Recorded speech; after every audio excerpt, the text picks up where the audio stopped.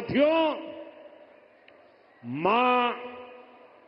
माटी मानुष की बात करने वाली पार्टी की सरकार में बेटियों के साथ जो अन्याय हो रहा है वो पीड़ा भी देता है और आक्रोश से भर भी देता है। टीएमसी सरकार अपराधियों को बचाने में जुट गई। ये उस धरती पर हो रहा है जिसने कादम्बिनी गांगुली जैसी बेटी को संस्कार दिए, लेकिन आज पश्चिम बंगाल में अस्पताल भी बेटियों के लिए सुरक्षित नहीं है।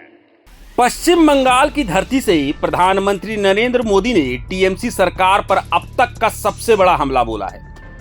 उन्होंने ममता सरकार को राज्य के विकास के रास्ते में एक दीवार करार दिया है और ऐलान किया कि जिस दिन ये दीवार गिरेगी, बंगाल विकास की नई रफ्तार पकड़ लेगा। सोमवार को एक रैली को संबोधित करते हुए पीएम मोदी ने बंगाल को 5400 करोड़ की विकास परियोजनाओं की सौगात दी। उन्होंने साफ कहा, टीएमसी की सरकार जाएगी तभी असली परिवर्तन आएगा। प्रधानमंत्री ने कहा कि बंगाल बदलाव चाहता है, लेकिन राज्य सरकार विकास के हर काम में बाधा डालती है। भाषण के सबसे तीखे हिस्से में प्रधानमंत्री ने राज्य में महिला सुरक्षा का मुद्दा उठाया।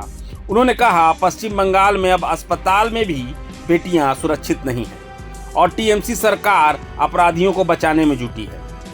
मां, माटी और मानुष के नारे पर तंज कसते हुए पीएम मोदी ने कहा कि इसी नारे वाली सरकार में आज बेटियों पर अन्याय हो रहा है, जो हर किसी को आक्रोश से भर देता है।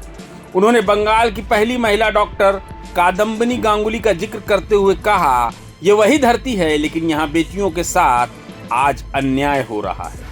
पीएम मोदी ने विकास की सौगात के साथ साथ महिला सुरक्षा और भ्रष्टाचार के मुद्दों पर टीएमसी को घेर कर बंगाल में एक नई सियासी लड़ाई का शंखनाद कर दिया है।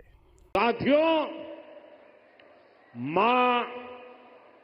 माटी मानुष की बात करने वाली पार्टी की सरकार में बेटियों के साथ जो अन्याय हो रहा है वो पीड़ा भी देता है और आक्रोश से भर भी देता है।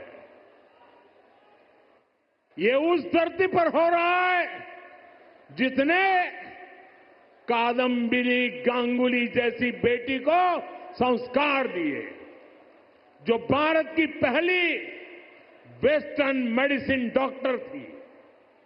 आज उनका जन्मदिन भी है, लेकिन आज पश्चिम बंगाल में अस्पताल भी बेटियों के लिए सुरक्षित नहीं है।